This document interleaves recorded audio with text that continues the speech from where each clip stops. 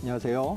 건강한의사 황만기 원장입니다. 오늘은 골다공증 치료 한약, 과학적 근거를 갖춘 골다공증 치료 한약에 대해서 말씀을 드려보도록 하겠습니다. 여러분, 골다공증 때문에 고민하고 계신 분들 굉장히 많으실 텐데요. 골다공증이 뭘까요? 말 그대로 뼈에 마늘 다자, 구멍 공자를 쓰는 겁니다. 그래서 구멍이 숭숭숭숭 많이 뚫려 있다. 이거를 골다공증이라고 할 수가 있는데요. 지금 제 기준으로 왼쪽에 보면은 왼쪽도 구멍이 뚫려 있고 오른쪽도 구멍이 뚫려 있네. 둘 다 골다공증 아니야? 이렇게 오해를 하실 수가 있겠지만 옛날에 우리 물리학 시간에 원자가 있는데 원자 핵은 이렇게 단단하게 있고 전자가 이렇게 도는데 중간은 비어 있다. 이렇게 이제 우리 다들 배우지 않았겠습니까? 똑같은 원리입니다. 우리 뼈가 다 이렇게 치밀 조직으로 다 이렇게 붙어 있는 게 아니에요. 약간의 공간들은 다 있는 겁니다. 그런데 그 공간들이 너무 심하게 확대되어 있다. 이거를 골다공증이라고 이제 표현을 하는 거죠. 정의가 지금 딱 나와 있지 않습니까? 뼈의 강도라고 하는 건 영어로 솔리디티라고 하는데 뼈의 세기라고 하는 겁니다. 뼈의 세기가 약해져가지고 쉽게 골절되는 상황에 놓여 있는 골격계 질환이다. 이걸 골다공증이라고 이해하시면 좋으실 것 같아요. 사실은 골다공증이라고 하는 그러니까 뼈의 강도를 결정하는 건 두 가지입니다. 뼈의 양이 중요하고 뼈의 질이 중요한데 뼈의 질을 종합적으로 평가하는 지표는 아직까지 마련이 되지 않았어요. 그래서 뼈의 양을 가지고 골다공증을 진단을 하게 되는데 뼈의 양의 가장 핵심적인 게 골 밀도입니다. 본 미네랄 덴시티라고 하는데 그 골 밀도를 측정을 해가지고 골다공증 여부를 결정을 하고 있습니다. 세계보건기구에서는 그 T값이라고 하는 걸 가지고 골밀도를 측정을 하는데 마이너스 2.5 이하가 나오면 골다공증이다. 그리고 마이너스 2.5에서 마이너스 1 정도 사이면 골감소증이다. 이렇게 정의를 한다. 이렇게 이해하시면 좋으실 것 같습니다. 다음 화면 보시면 골다공증은 두 가지로 딱 분류가 됩니다. 골다공증은 1차성 골다공증이 있고 2차성 골다공증이 있습니다. 1차성이라고 하는 거는 자연스럽게 본래적으로 골다공증이 생긴다. 이런 의미입니다. 오늘 이제 폐경기 증후군, 갱년기 증후군 했는데 폐경기 골다공증이 있습니다. 이건 여성분들에 해당이 되겠고 두 번째, 노인성 골다공증. 그러니까 어르신이 되면은 골다공증이 이제 자연스럽게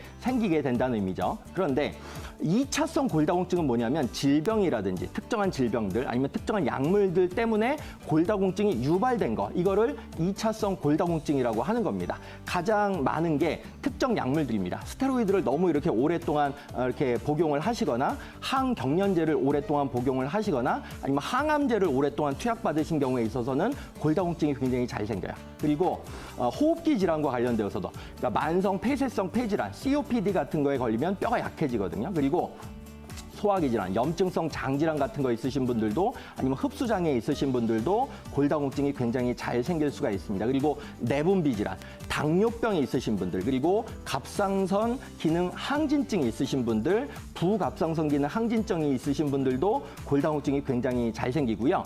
류마티스 관절염 가지고 계신 분들도 골다공증이 굉장히 잘 생깁니다. 그리고 만성 신부전에 노출된 분들도 골다공증이 잘 생기고 장기를 요새 이렇게 이식하는 수술 많이 하지 않습니까? 장기 이식한 분들도 뼈가 약해집니다. 그리고 맨 마지막에 기타라고 제가 이제 정리를 해봤는데 장기간 활동이 저하된 경우, 그러니까 운동 많이 안 하시면 맨날 이제 앉아만 계시거나 누워만 계시면 뼈가 자연스럽게 약화된다. 그리고 음주를 너무 많이 하시거나 흡연을 너무 많이 하시는 것도 뼈 약화의 주범이다. 이렇게 원인을 꼭 인식을 하시고 이거를 피하셔야 되겠다. 이런 의미에서 제가 골다공증의 분류를 정리를 해봤고요.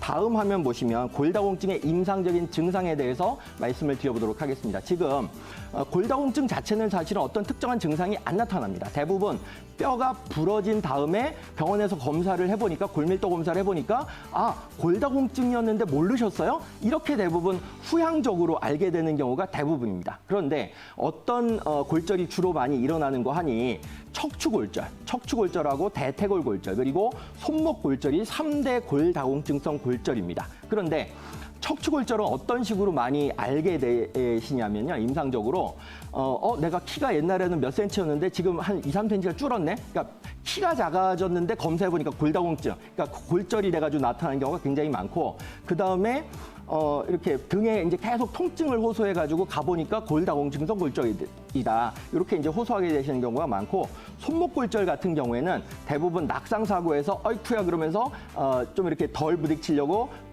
바닥을 짚으면서 손목골절이 나타나는 경우가 대부분입니다. 대퇴골 골절 같은 경우는 대부분 자동차 사고라든지 낙상이라든지 스포츠 손상 때문에 일어나는 경우가 많은데, 어쨌든 골다공증의 임상적인 증상은 손목, 척추, 대퇴골 골절이다. 이렇게 이해하시면 좋으실 것 같아요. 네 번째, 골다공증성 골절의 위험성에 대해서 말씀을 드려보자면 두 가지로 정리를 해볼 수가 있습니다. 첫 번째가 재골절 위험도가 2배에서 10배 가까이 증가를 한다. 이게 첫 번째고, 대퇴골 골절, 제가 이제 말씀을 드렸었는데, 대퇴골 골절 같은 경우에는 사망률 자체가 1년 이내 사망률이 15%에서 20%가 된다. 즉, 대퇴골 골절 이렇게 일어난 어르신들 중에서 1년 이내에 사망하시는 분은 5명 중에 한 분이다. 이렇게 이해를 하시고 경각심을 가지셔야 된다. 이렇게 말씀을 드리겠고요. 다섯 번째 보면은 골다공증 골절의 위험 인자가 있습니다. 대부분 뭐 당연히 조심해야 될 것들이 있는데, 한 다섯 번째 보시면 적은 체질량 지수가 있습니다. 즉, 저기에 나오는 미터라고 하는 거는 신장, 키를 의미하는 거고, 킬로그램은 당연히 체중을 의미하는 건데, 체질량 지수가 적다는 얘기는 너무 빼빼 마른 경우에도 당연히 골다공증 골절의 위험 인자가 될 수 있다. 그러니까 잘 음식을 좀 챙겨 드셔야 된다. 이렇게 생각을 하시면 좋으실 것 같고요. 어쨌든 부모님의 뭐 대퇴골 골절 병력 같은 것도 유전적으로 영향을 줄 수 있다. 이렇게 이해하시면 되고, 마지막으로 대퇴골 골밀도가 낮을수록 골절이 당연히 증가를 하겠죠. 이런 것들도 위험 인자로서 인식을 하시면 좋으실 것 같습니다. 마지막 화면을 보시면 골다공증 치료 및 골절 예방에 도움이 되는 한약에 대해서 제가 오늘 좀 강조를 드리려고 나왔는데요. 사실은 이 부분이 핵심입니다.